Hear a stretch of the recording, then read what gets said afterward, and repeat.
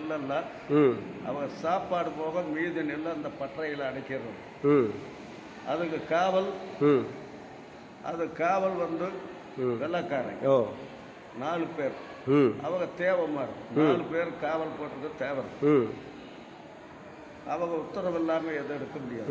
அந்த ராணி வெள்ளக்கார ராணி அம்மா உத்தரவு இல்லாமல் ஒரு நெல் வெளியே போகக்கூடாது.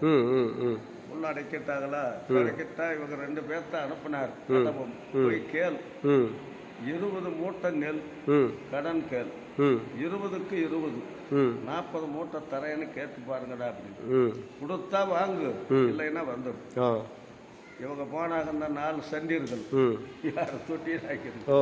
4 சண்டீர்கள் போனோடனே கட்டபொம்மு ஊமத்துறை நெல் 20 மூட்டை நெல் கடன் கேட்டிருக்கிறார்.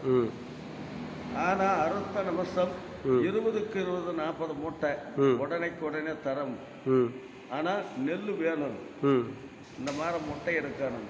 அப்படி ஒரு நெல் வெளியே போகக்கூடாதுடான்னு இந்த 4 பேர். அந்த ராணி உத்தரவு இல்லாமல் ஒரு நெல் பறக்க எடுக்கக்கூடாது, வாங்கடா அப்படின்ட்டு. ஏன்னா கட்டபொம்மு ஊமத்துறை அவங்க கேட்டு நீ இல்லைங்கிறியா, கொடுத்தே ஆகணும்டானா, கொடுக்க முடியாதுடான்னு. கொடுத்தா அந்த மாதிரி கொடுக்க முடியாது, என்ன செய்வேன். கோபம் வந்துடுச்சு. 4 பேர்த்து கோபம் தானே அடித்து கொண்டு போட்டான். அந்த பற்ற காவல் இருந்த 4 பேர்த்த கொண்டு நெல் ஏத்துறா வண்டியில். எல்லா நெல் 4 வண்டி நெல் ஏற்றிட்டேன். ஏற்றி கோபத்தில் ஏற்றிட்டாங்க. போக போக நடங்கிறாங்க. கட்டபொம்மு துறைகிட்ட என்ன நம்ம சொல்றது, நம்ம இவங்களை கொண்டுட்டோம், நெல் அடிச்சிட்டோம், கொலை கொள்ளை கெட்ட பேர் தானே அப்படி போக போக நடங்கிறாங்க. அங்கே யாரா எல்லாம் பதில் அவர்கிட்ட சொல்றதுன்னு போன உடனே, சாமி என்னடா நடங்குறீங்கன்னு. ஏண்டா நான் கேட்டது 20 மூட்டை நெல், நீங்க கொண்டாந்தது 4 வண்டி, என்ன காரணம் அப்படி கேட்கும்போது,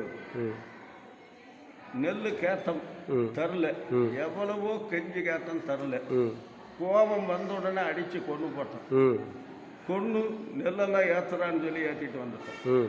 அதான் பாவிகளை என்ன காரியம் செஞ்சிட்டீங்க, கொலை செஞ்சு கொள்ளையடிச்சு கொண்டு வந்தீங்களா, கட்டபொம்மன் ஊமத்துறைக்கு கெட்ட பேர் வாங்கிட்டீங்க அப்படின்னு புலம்புறார். புலம்பும் போது ஊமத்துறை என்னன்னா புலம்பாத, நடந்தது நடந்துருச்சு, எது வந்தாலும் நம்ம பார்த்துக்கணும்.